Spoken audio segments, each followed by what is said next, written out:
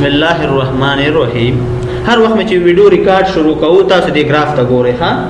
چې دا گراف خاصیدونه کوشش ریکارډ کیږي ځکه چې هغه ورته باندې ریکارډ ویډیو کې ریکارډ نه راغلی خو مهمه ویډیو په کې ریکارډ نه ښه د وینډوز پروګرام زموږ له خیر اخلاص شو اوس به خیر سره موږ د ورډ پروګرام شروع کوو ورډ پروګرام نو د ورډ پروګرام چې شروع کوو د دې نه به مخکې تاسو سره زه یو څه اندازه نوټ بل سره شریکوم نوټ اوس مثال موږ چې دی په اول ورځو کې موږ ویل چې دا یو موږ سره چې دی ماوس دی دا یو موږ سره ماس دی دا ټول خبرې ما پاغه ورځو پاغه دی کې کړې دي تاسو ته صرف په دې ماس پروګرام د جملې څخه موږ یو پروګرام کمپلیټ کوم ویل د خیره د وینډوز 10 په نوم باندې وینډوز 10 د دې په لړ کې چې دی موږ سره دویم کم پروګرام چې دی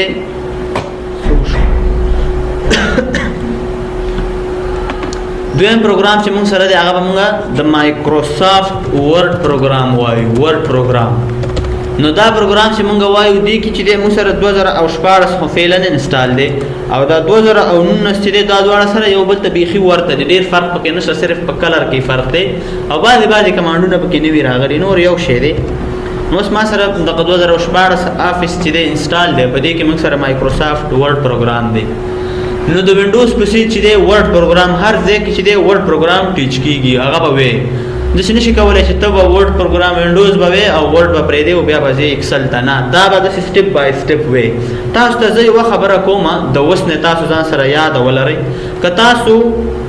چیرته دا ورډ پروګرام نه دا ورډ دا پروګرام تاسو خو صحیح زده کو یعنی په دې 100% کې نه دی په 100% کې که تاسو په 100% کې دا تاسو 80% مزده کوي 80 نو 40% تاسو زده کوي نو تاسو به د ایکسل پروګرام پاور پوینټ پروګرام پینټ پوینټ دا پروګرام بس تاسو ام ور سره 100% زده 50% به تاسو سره خپل یزدوي خپل تاسو به بیا وګورئ چې کله تاسو ورډ پروګرام شروع کو او د ورډ پروګرام د ایکسل پروګرام او د پاور پوینټ پروګرام مشابهت ته چې کله وګورئ جاءت کمانډونه سیم دي خو بعدي په ایکسل کې بدایات مختلف چی شي هو فنکشن به او فارمولا به نور چې د هر څه سیټینګ د پیج سیټینګ د کلر د فونټونو د چینجولو د ټیکست د غټولو ټول د ورډ خبرې دي نو اوس راځو موږ د ورډ پروګرام تعریف ته راځم زه تاسو ته چې که تاسو ورډ پروګرام زده وي او داغه په تعریف باندې نه پوهیږئ دروازه مو باندې چې دې تفریح ابل روان دي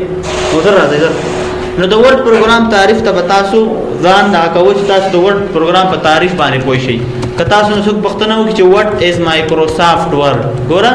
دا چې تاسو نه پښتنه وکړي چې دا مایکروسافټ ورډ څه شی دی نو تاسو جواب ورته څه شی وي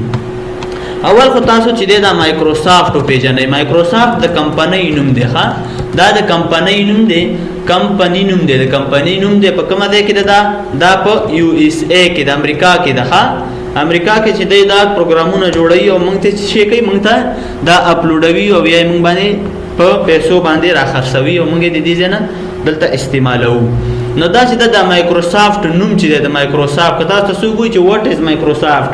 دا د کمپنۍ نوم دی لکه څنګه چې دلته موږ سره د جاوید افغان کمپنۍ دا او یا موږ سره د کنجاړي کمپنۍ دا کنه دلته چې دا موږ ته کوم فابریکې دي دا هغه پکې تولیديږي